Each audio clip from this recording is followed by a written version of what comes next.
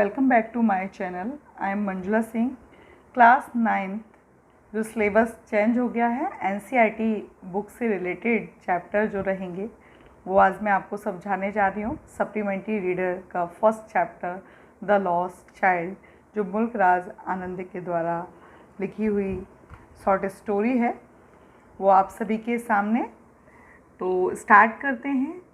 A child goes to a fair with his parents. He is happy and excited and wants the sweet and toys displayed there, but his parents don't buy them for him. Why then does he refuse when someone else offer them to him?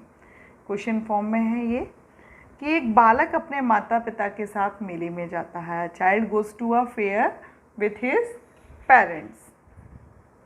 He is happy, वह खुद से उत्साहित है, excited तथा वह लगे हुए खिलौने तथा मिठाइयों को लेना चाहता है, टॉयज एंड स्वीट, मिठाइयों को लेना चाहता है। बट हिज पेरेंट्स, लेकिन जो उसके माता पिता हैं उसके लिए वह नहीं खरीदते।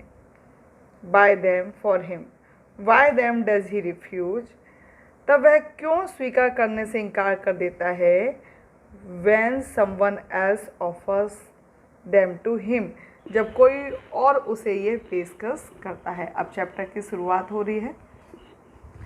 It was the festival of spring. From the wintry shades of narrow lanes and alley emerged a gaily clad humanity. देखिए, विंट्री जो है ये शरदकालीन के लिए होता है, pertaining to winter. Shades of narrow lanes and alleys means narrow street, तंग गली। इमर्स्ड अ गेली, इमर्स्ड का यहाँ पर बाहर निकले सेंस है। Camp fourth,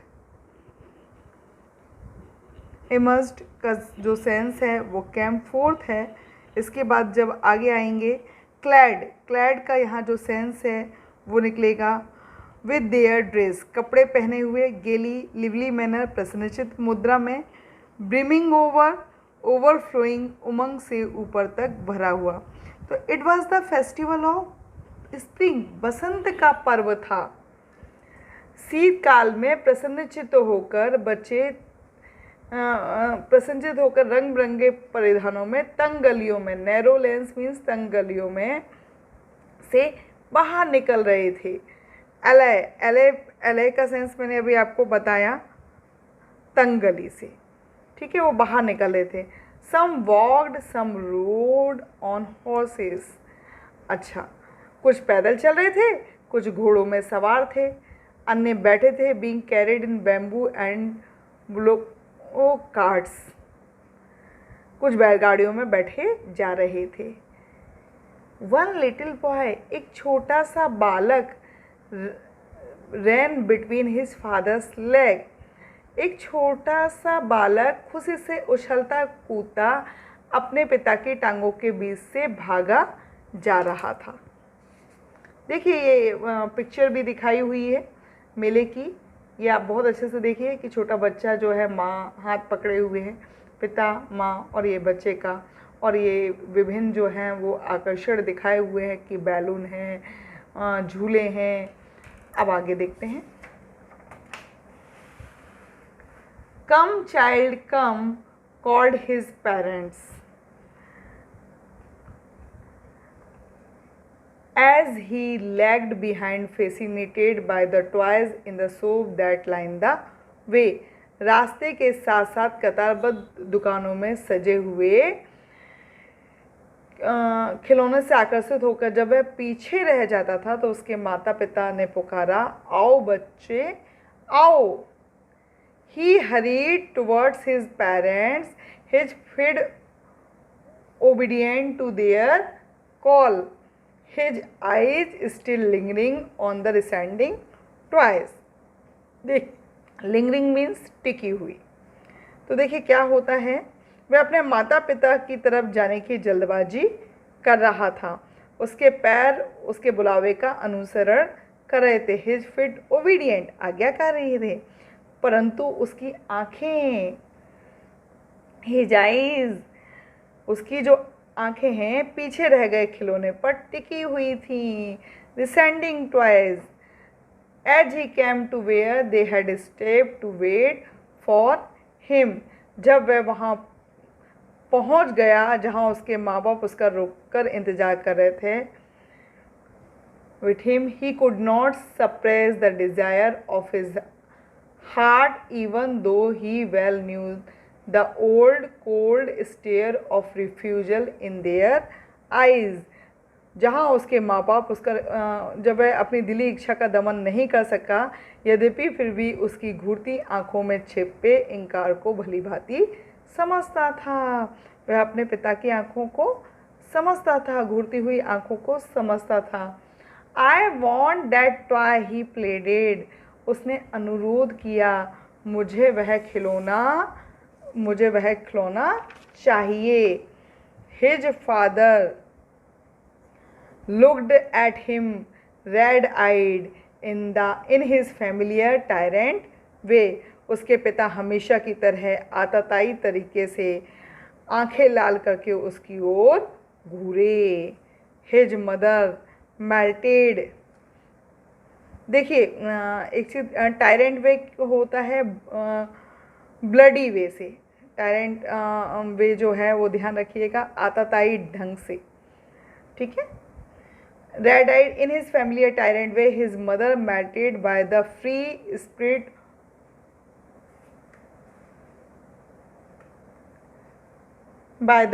spirit of the day was tender and giving him her finger to hold, said, look child, what is before you। उसके पिता हमेशा की तरह आतताई तरीके से उसको आंखें लाल करके उसकी ओर घूमे, और उसकी माँ मेल्टेड मीन्स कोमल तरीके से, माँ कोमल दिवस की निस्वार्थ भावना से द्रवित होकर उसे पकड़ने के लिए अपनी अंगुली देती हुई बोली। Tender giving him her finger to hold, said look child, देखो बच्चे, व्हाट इज बिफोर यू, तुम्हारे नीचे क्या है।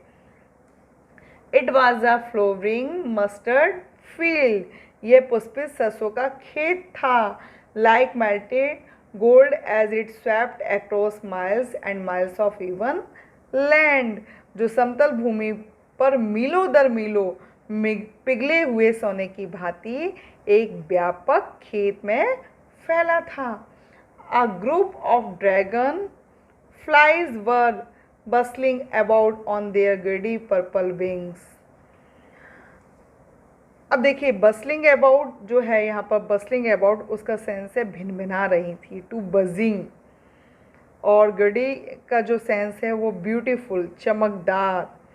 तो क्या है यहाँ पर, ड्रैगन मक्खियों का जो समूह था वो क्या है, अपने चमकदार बैगनी पंखों के साथ भिनभिना रही थी। आपने भी देखा होगा कभी बड़ी बड़ी जो मक्खियाँ होती हैं वो बैगनी कलर की पंख वाली, वो भिनभिनाते हुए आपको दिखाई दी होंगे, उड़ते हुए खासकर जो मिठाइयों की दुकान लगी होती है उनके आसपास उड़ते हुए नजर आती हैं। Intercepting the flight of a lone black bee or butterfly in search of sweetness from the flower, जो पुष्पों के मकरंद की तलाश में जो रास्ते में मक्खी या तितली के रास्ते को काट कर जा रहा था। द चाइल्ड फॉलोड देम, अब बच्चा उसमें से किसी एक पर नज़र जमा कर देखता रहता है। Gauge, the child followed air with his gaze till one of them would still its wings and rest and he would try to catch it। नज़र जमा के देखता है, और जब वह अपनी पंखुड़ियाँ स्थिर कर विश्राम करने के लिए बैठ जाती तो वह इसे पकड़ने का प्रयास करता है। But it would go fluttering flapping up into the air, लेकिन क्या होता है, जब वह लगभग उसे अपने हाथों से पकड़ने वाला ही होता है तो वह फिर पंखुड़ियों को फड़फड़ाती हुई उड़ जाती हैं। When he had almost caught it in his flapping up into the air, तब उसकी माँ, then his mother gave a cautionary call, और चेतावनी देती है, come child come, come on to the footpath, आओ बच्चे आओ फुटपाथ पर चलो। बच्चे होते ना किनारे पे घुस घुस करके इधर उधर देखते हुए चलते हैं। He ran towards his parents gaily and walked abreast of them for a while, being, however, soon left behind, attracted by the little insects and worms along the footpath that were teeming out from their hiding places to enjoy the sunset.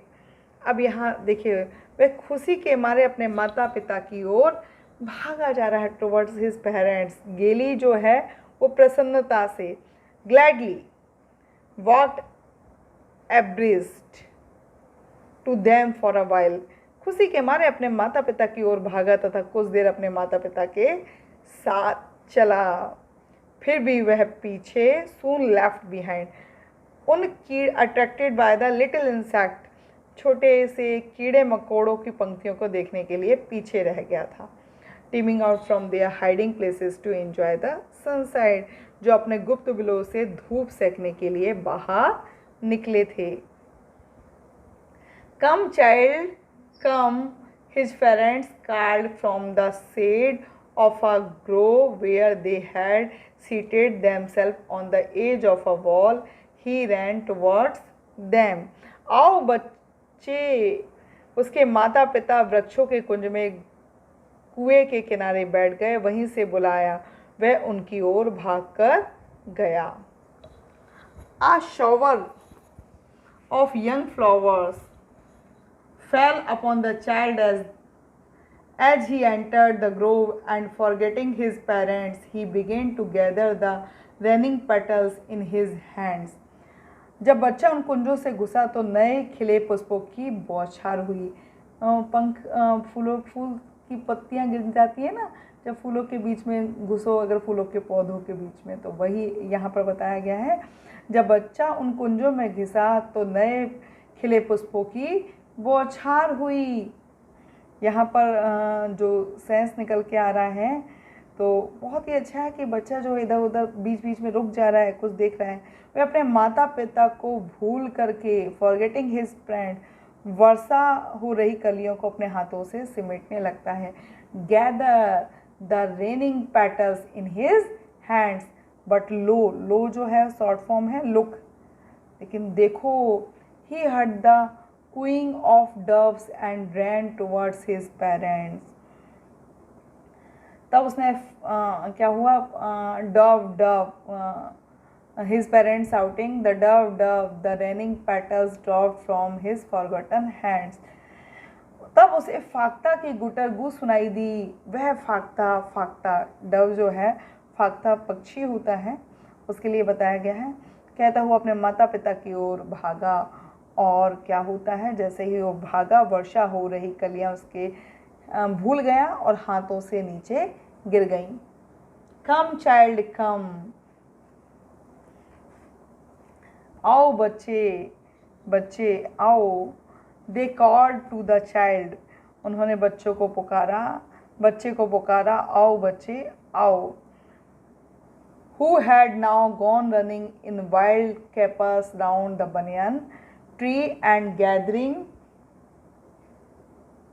him up, they took the narrow winding footpath which led to the fair through the mustard fields. अब देखिए फिर उसने है ना कहते हैं कम, आओ बच्चे आओ बुलाया, जो बरगद के वृक्ष के चारों ओर खुश होकर उछल कूद करने में लगा। उसे लेकर वो सरसों के खेत में घूमकर आगे जाने वाली तंग पगडंडी पर बढ़ चले जो मेले की ओर जा रही थी।